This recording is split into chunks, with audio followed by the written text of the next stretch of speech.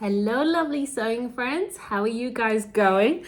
Now, it has been a while, but for a very good reason. I took a break to go and attend my sister's wedding, but now we are back. And I am wanting to start off the new year, well, February, just answering some really beginner basic questions. So, we are actually going to stick to the topic in this video of how to start sewing and how to thread your sewing machine, because in true me fashion, I have a little guide for you guys so that if you are wanting to start sewing in 2025, this is how you do it, step by step by step. So before we get into this, I think it's like 51 pages, and in this guide it shows you like photos like how to do something, but we will get into that because I know that one of the beginner basic questions is what sewing machine to get. Now, I've been sewing for nearly, well, over 20 years now, and this is the most prevalent question that I get. So the best beginner sewing machine is the one that you have. Now, if you do not have a sewing machine, that might seem counterintuitive, but sewing is a hobby that a lot of people pick up and then drop off for a while and then get back to. So ask around your family and friends, because more often than not, you will have a sewing machine within your close community. So ask around if somebody that you know has a sewing machine that you can borrow for a weekend, just to give sewing a try, right? Because a lot of people say, oh, I can't afford to pick up sewing as a hobby. Totally understandable. The initial investment into sewing can get expensive, like a sewing machine, thread, material, all of that. So first of all, ask around your family and friends if they have a sewing machine you can borrow. The next step is libraries sometimes have sewing machines that you can borrow, so that's also an option. And then you can also try secondhand marketplaces like Facebook Marketplace. I think I bought my last 4 sewing machines and overlockers all on Facebook Marketplace. Like, it's the easiest, most basic way to get a sewing machine. And when you are looking to get a sewing machine, the things that you kind of really need to look out for as a beginner are, can it do a straight stitch, a back stitch, and a zigzag? That is all you need. You do not need embroidery stitches. You do not need, gears and computer mechanism. No, just keep it really simple, and stick with a good brand like Singer. Juki is a good one, but I think they're more high end. What else? Brother. I started with a Brother sewing machine. So speaking of, this is what I start off with in this guide. I'm so happy with this one, because I'll tell you why I'm so happy with this one. It's because now when people ask me all these questions, I can just go, check this out and you'll be fine. So it starts off just like, this is what we're going to learn. So I'm gonna flip through it because I know my videos can waffle on a bit. But basically we start out by picking the best sewing machine for you as a beginner. So chapter 1, picking your sewing machine, right? So the 2 that I recommend are this Brother one, which is one that I started with when I was learning how to sew, and also the Singer Heavy Duty. Now the Singer Heavy Duty one can be more expensive, but if you find it on a Facebook Marketplace, it's always a good one to snap up. Then, because also with the Singer one, it's a heavy duty one, so it's going to go through more fabrics and materials and bits and bobs than you would have normally need your like advance into. So that's more of an investment one. And then in this guide, we go over the anatomy of a sewing machine, because like if you're starting to sew and on your sewing pattern it says raise the presser foot, and you're just like, what? Like, I take you through all of that. Then I take you through like what those things mean. So for example, let's go through one of them. Number 6. So number 6 on here is the spool pins. So the vertical or horizontal pins that hold the thread spool securely in place as you wind or sew your bobbin and fabric. So gets very simple to know what everything on your sewing machine does, but also like how it may orientate itself differently from machine to machine, because for example, spool pins can be vertical or horizontal. So that's what we cover.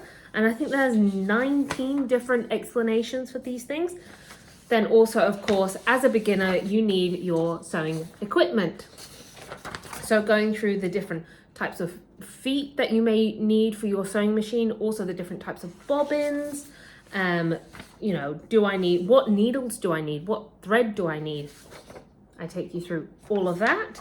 And then we go into actually threading your sewing machine. Now, I am a visual person. I need to know exactly how it should look as I'm doing something. So it is all photographed and with detailed instructions.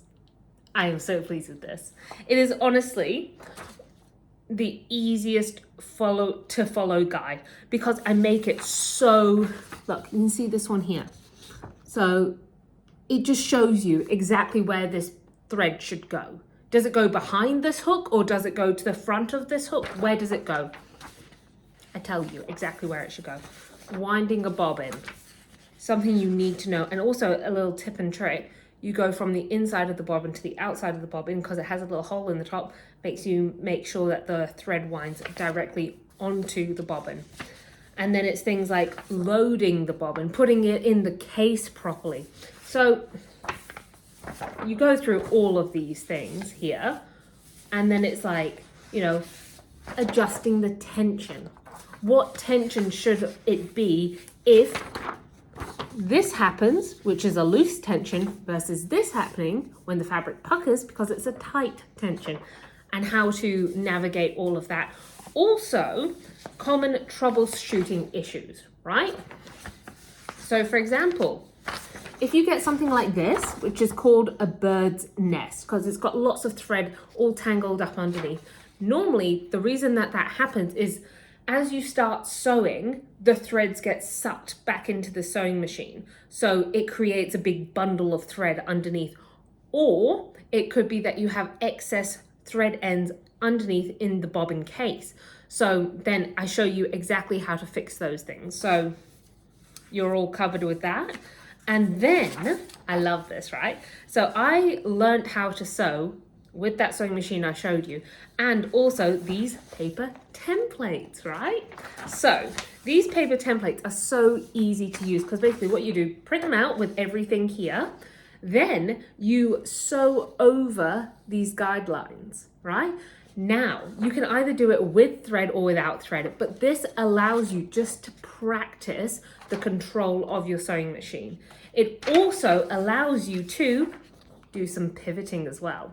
So that is another thing that I cover in this sewing machine guide, just to get your confidence up, so that when you go to sew a sewing project, you're not like, I've never practiced this technique of, you know, maneuvering around a curve or pivoting, for example. And also with things like this, right, there's a whole bunch of little guides in here. For example, like this one here,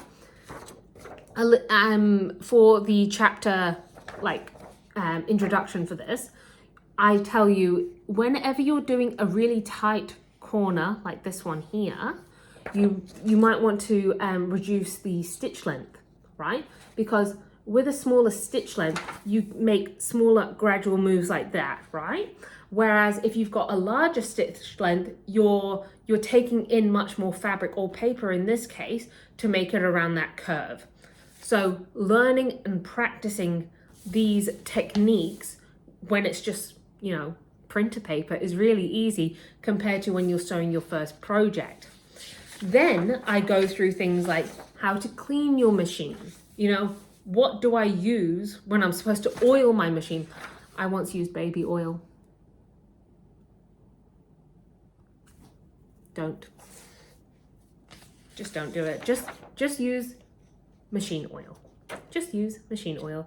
Keep it nice and lubricated, and also that will stop like any squeaking. Do that. Replacing the needle. I have broken so many needles that I have actually, this is something you should get taught, and I believe I'm the one to teach you. I bought this little, and it could just be a Tupperware, an old Tupperware container, or you know, a can or something. But I have this. It's for like biohazardous waste kind of sharps kinds of things. So you just kind of open it up.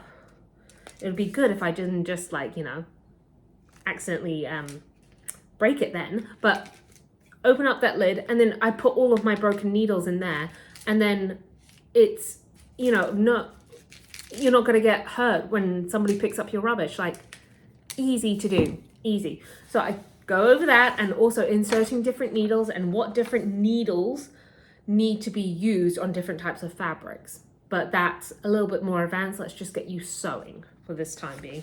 Replacing the sewing machine foot, right? That's another thing that you'll get to learn. And then also how to store your sewing machine, right? Because I tend to store my sewing machine just up on my desk behind me. But if you are someone who sews on occasion, you might keep your sewing machine in a cupboard, or in the box in the cupboard, or, you know, somewhere else. But so with this, I show you the best ways to store your sewing machine. For example, I didn't know that you were supposed to store it with a piece of fabric underneath the presser foot and then the presser foot down. Been sewing for 20 years, I didn't know that. So I'm learning alongside you guys. Also, maybe even a sewing machine cover for you as well in there.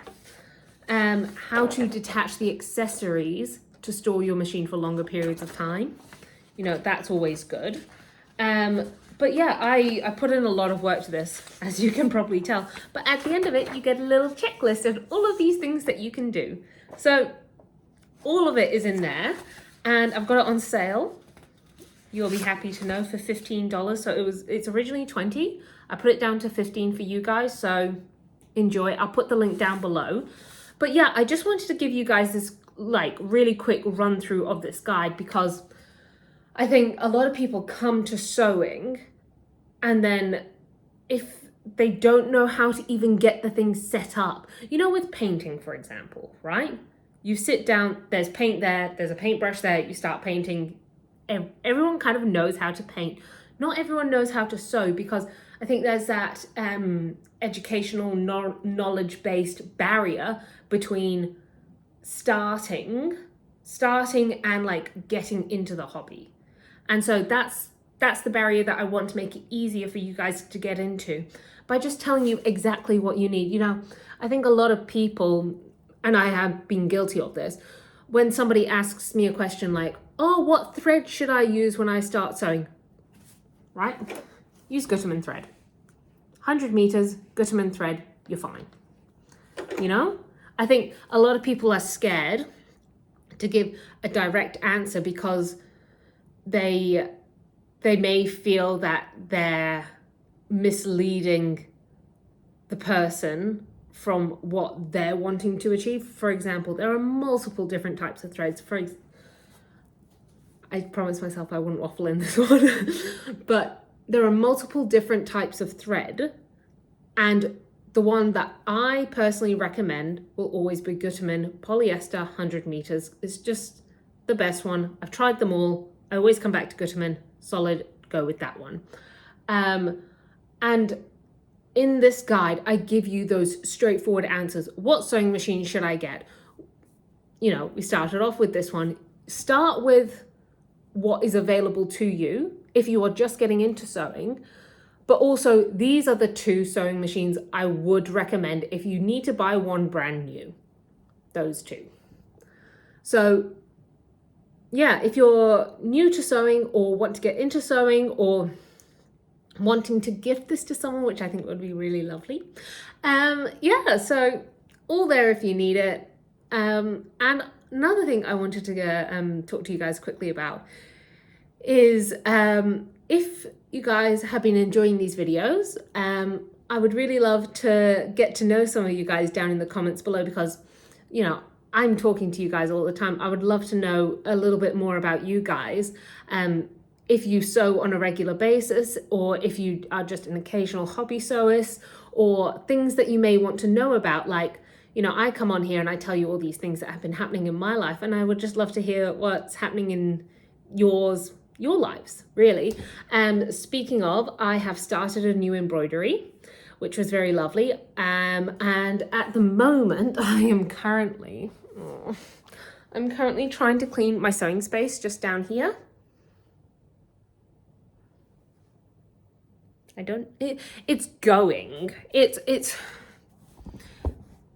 as with any sewist, I never do a project finished in the first try, but we are making progress. So it's all about progress, not perfection. And hopefully next time I talk to you guys, I'll have a very clean sewing drawer and thread drawer. But for now, thank you very much for watching. And I hope to see you guys down in the comments. So have a lovely week, and I'll see you guys next week. Bye bye.